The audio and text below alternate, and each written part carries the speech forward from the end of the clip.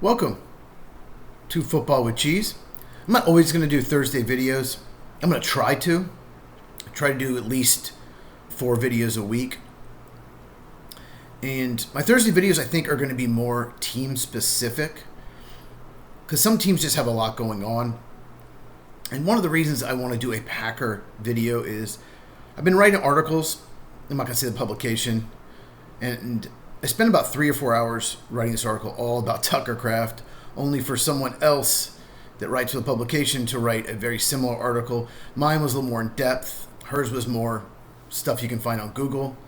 But she said a lot of the same points that I did, so I could not submit it, unfortunately. So I don't know if I'm going to keep writing. It's the second time this has happened. Luckily, the first time, it was about a month ago, I was only about 2/3 of the way through the article, and it was 3 days before I was going to publish it. So I just did a different topic, but it takes a lot of time to write those articles. If I hadn't been traveling, I would have spent 5 or 6 hours on it. I would have watched a lot of film of Tucker Kraft last year. I've watched every single play this year in 2 games, but I really wanted to go back and see if last year was similar to this year, how well he's playing, how much he's getting open. So the article was not submitted, but anyway, so I want to talk about it in this video, and there's other Packer notes I want to get to, so make sure you are subscribed. Hit the bell for notification so you never miss a video. I am a Packer fan, so if you are as well, make sure you subscribe. We will talk about all 32 teams on the channel, college football, focus on the draft, but we do talk about the Packers, obviously, because I know more about them than any other team. So first off, real quick, Jayden Reed had successful surgery on his collarbone. He also got surgery on his foot. If you did not know, he had a walking boot most of training camp.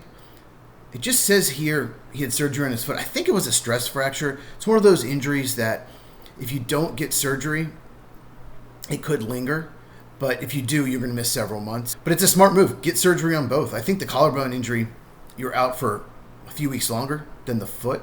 So good move, successful surgery. He'll be back sometime in November. Christian Watson might be as well. And oh my God, the weapons they will have then. So that leads me to Matthew Golden. Try to get the negative out of the way first. If you did not know, Matthew Golden was the 23rd overall pick, wide receiver out of Texas. 5'11", 191, ran a 4.29 at the combine. To me, he's not that fast on the field, but he is so quick. He has unbelievable feet. He runs great routes. Through 2 weeks, according to Sleeper Packers, their X account, he leads the league in average separation score. That's basically a stat where for every route you run, I guess keep track of how much you separate. And according to them, Matthew Golden leads the league. I have noticed in the film, I rewatch all the Packer games, he is getting open a lot after Jordan Love has already thrown the ball or checked it down. So I get if Matthew Golden is frustrated, he's not getting the ball more. This past game against Washington, he had 2 carries for 16 yards, 0 catches. He got open on the first drive of the game. Jordan Love underthrew it, would have been a touchdown, easy touchdown. It was a great route by Golden. He's just a great route runner. But he apparently unfollowed the Packers on X. I don't know if someone else handles his X account. Sometimes a family member does, and they get frustrated and do something like that. But then he did post 2-0 with a cheese icon. But Golden, look, dude. Packers like to spread it out, and they focus on Tucker Kraft this past game, and they've been winning both games from the get-go. So they haven't thrown as much as most teams. He was a first-round pick. I'm sure he wants the ball more. He's about to get it. With Jayden Reed out, he's about to get it. I think he was frustrated because Matt LaFleur seemed to use him as the deep threat and just send him deep, and it cleared out everyone else. But, dude, you're a baller. You lead the league in average separation score. You will be a part of the game plan going forward. I know you're frustrated that Love underthrew you on that pass. But, my God, man, be patient. Be patient. Tucker Kraft's going to get his.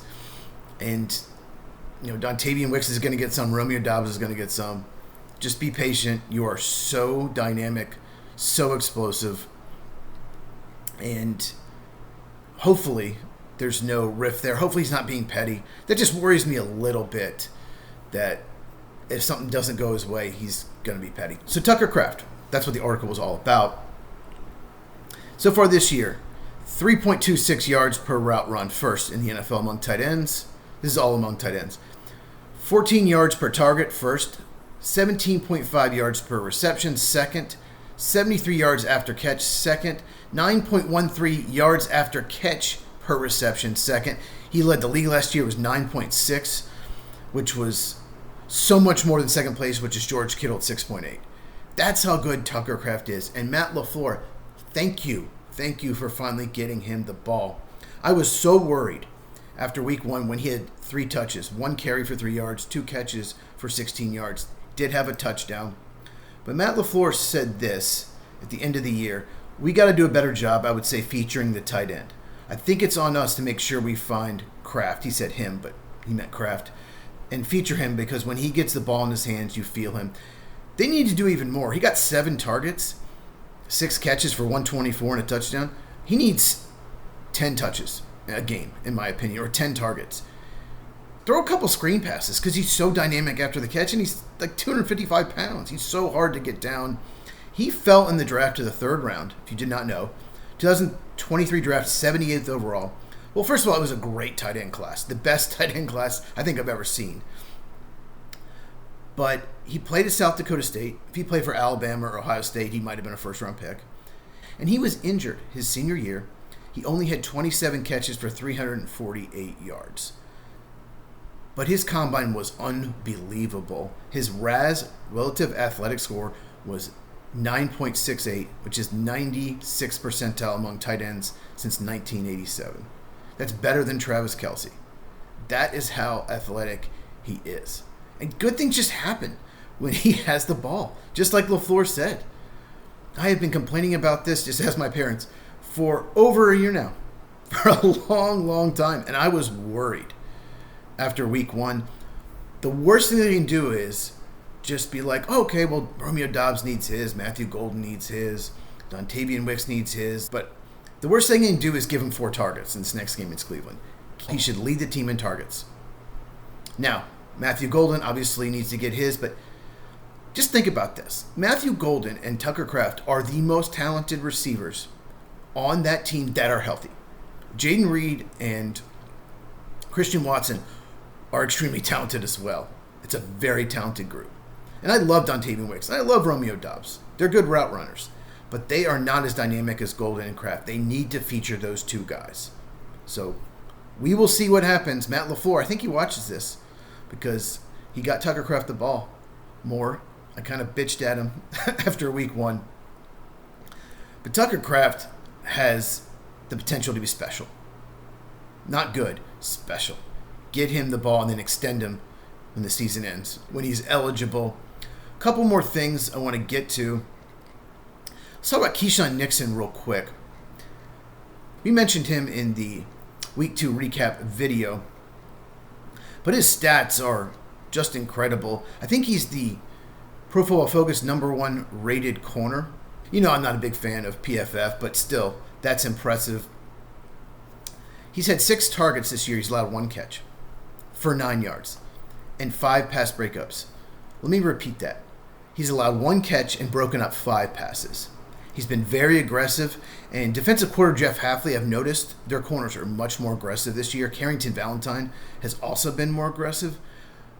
When you have an elite pass rush, since they added Micah Parsons, you can do that. You can be more aggressive knowing the ball's going to come out. And Keisean Nixon is thriving in this role. Holy crap. If he emerges as a #1 corner, because I honestly thought Nate Hobbs, Carrington Valentine, Keisean Nixon were all #3 type corners. And that could be a weakness.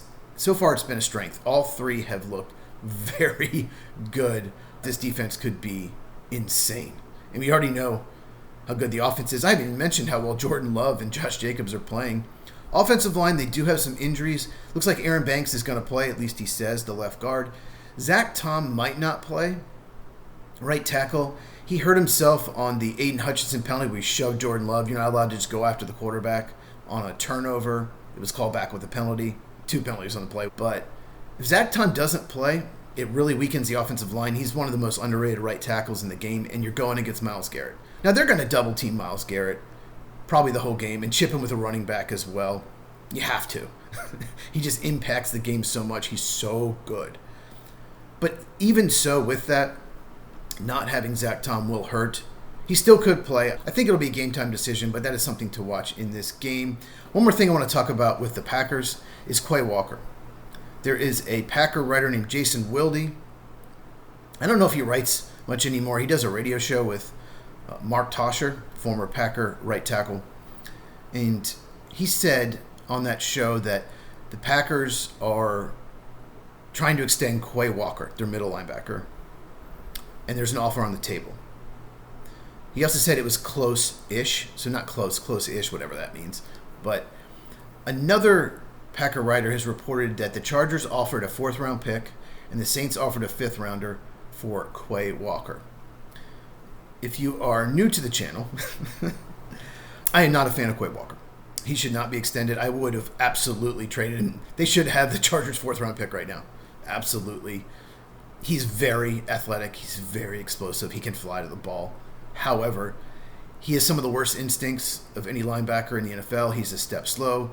His technique is sloppy, especially in coverage. Against Washington, Zach Ertz catches the ball in the open field.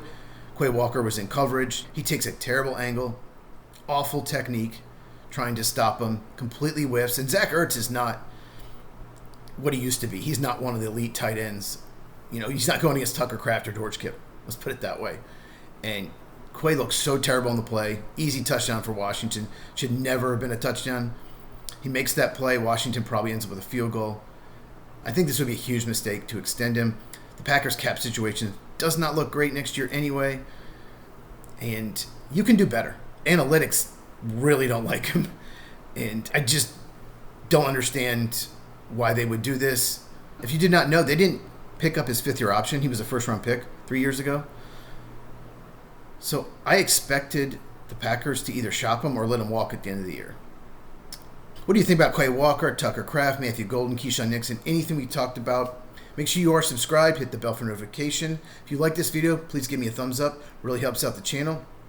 I do a weekly podcast with my buddy Mike. We talk about baseball, college football, and of course NFL. It's Tuesday at 9 Eastern, 6 Pacific. Link in the description. Share this with anyone who loves football. Let's continue to grow the channel. Tonight is Buffalo versus Miami. I think it's going to be an absolute slaughter. The spread, I think, was 12 to start. I don't know what it is now. When I was visiting my parents, I told them the spread should be at least 15.5, maybe even 17. I am shocked it was only 12. I think it's going to be an absolute slaughter. Check these videos out if you have not. And tomorrow I'll see you in the video where I preview all games for the Week 3 slate.